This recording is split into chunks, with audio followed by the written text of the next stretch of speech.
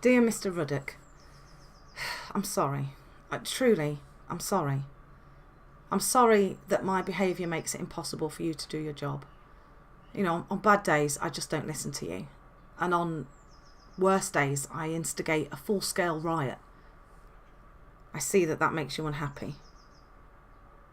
Also, despite feigning complete ignorance, I understand why you weren't impressed when I tried to ineloquently compare the events involving the unfortunate incident of 3 bottles of Tippex and Stephen Thorpe's tie with the events leading up to the First World War. That was clever, but absolutely unnecessary. It must feel like you're reliving history every time you come into our class. I get that it feels hard to start with a clean slate every day. And I understand when something kicks off in my general vicinity and your eyes suspiciously dart straight to me. I feel your pain, sir. It's evident in the slit eye that you throw at me from across the room. Are you interested in some constructive feedback, learner to teacher? Because the real tragedy is, I like you. It's crazy, isn't it? But there are moments before our lessons descend into their regular chaos when you seem to actually care. I'm not sure what it is that you care about. And I mean, it can't be Archduke Ferdinand, can it?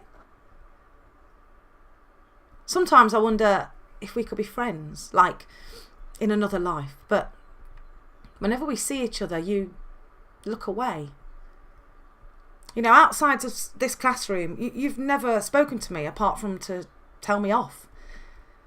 I wonder if one day you'll see me and smile or say hello or say my name in a voice that isn't raised. But all of the data I get from you just confirms what I already suspect. You don't like me. On the battlefield that is Friday afternoon, period 5, you and we're in different uniforms. And the only relationship we have is one of sworn enemies. You remember that time when you said that I treated school like it was a game, and then you got really cross when I insisted that it was? I really believe that. School is a game, and it's a game set up for me to lose, and that's why I try and break the rules. I'm trying to move the goalposts. I'm trying to set it up so it's a game I can actually win. See, look, your life is different to mine. Your shirt and tie. My stepdad sold my blazer down the pub with a load of other stuff. This daily dance of you berating me every time I come into school without my blazer on. It's either steal a blazer from a year 7, which I know you hate, or wear this jacket. I agree. I agree with you. Exam results give us more choices in life. But you're not really doing anything to enroll me into the journey of getting me there. You know, from where I am to where you want me to be. Because the first step, it's not my behaviour. It's not me behaving in the right way. It's you making me feel like I belong. You start with an assumption that I get what you think, that I believe the same thing as you. But I don't have any evidence of anyone like me ever becoming a success. Everyone I know is on the rob. And you don't need history GCSE for that.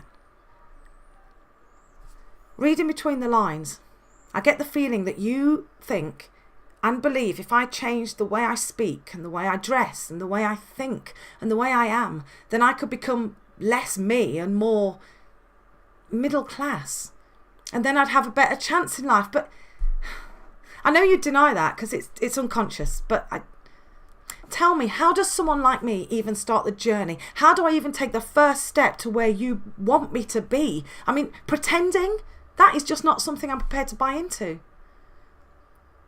Sir, it's not your fault that your experiences and the beliefs you've formed about life make it impossible for you to access any understanding of what I go through at home. But it is within your control to see me as something other than an unsavoury character, something more than a fly in the ointment that is your day.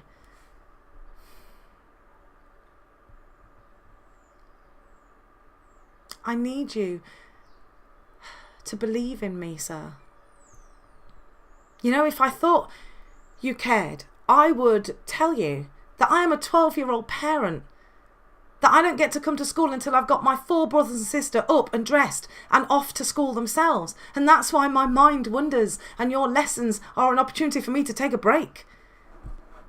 I'd explain that when I turn up to your morning lessons and I'm really crabby, it's because I'm hungry. If there's one thing we have an experience of that is shared, it's that it's impossible to be inspired when you're tired. You know, most of all, if I thought you'd understand, I'd explain how inconceivable it is for me to blindly hand over my trust to you when every other adult has let me down, has hurt me. Sir, you're trying to buy a diamond with a moody £10 note. You know what would work? If you were really interested in equipping me with an education that would help me have a better future, engage me with honest and consistent neutrality. An even tone, so that I know I'm safe and that I can stay away from fly or fight mode, because there's no way you're going to go off into one and throw a board rubber like you did the other week.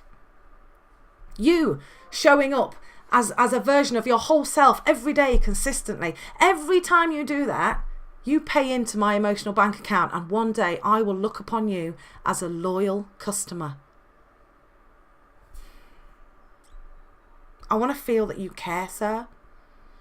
I want to see that you have skin in the game. I want to believe that you think I'm worth the effort, and not the effort you made last Tuesday when you brought sweets in, or the effort you made last term with that colour chart about managing behaviour. It was so obvious that wasn't your idea. I can smell authenticity a mile off, sir, and you did not buy into that. I know you see me as a problem, but what if I was an opportunity? An opportunity for you to do what you came into teaching to do, to make a difference. Please do that for me, sir. Please make a difference in my life. I know it means meeting me more than halfway, but it will go so far into me becoming education ready. I've even got an idea of how we could do that. You know those weekly detentions that we meet in on Friday? I engineer them. The truth is, those Friday detentions with you give me an extra 30 minutes away from the danger of home and closer to the hope of school. Maybe we could chat then. Find some common ground. I mean, you know, if you're interested. I mean, if you're not, if you're not, I'm sorry. I'm just sorry.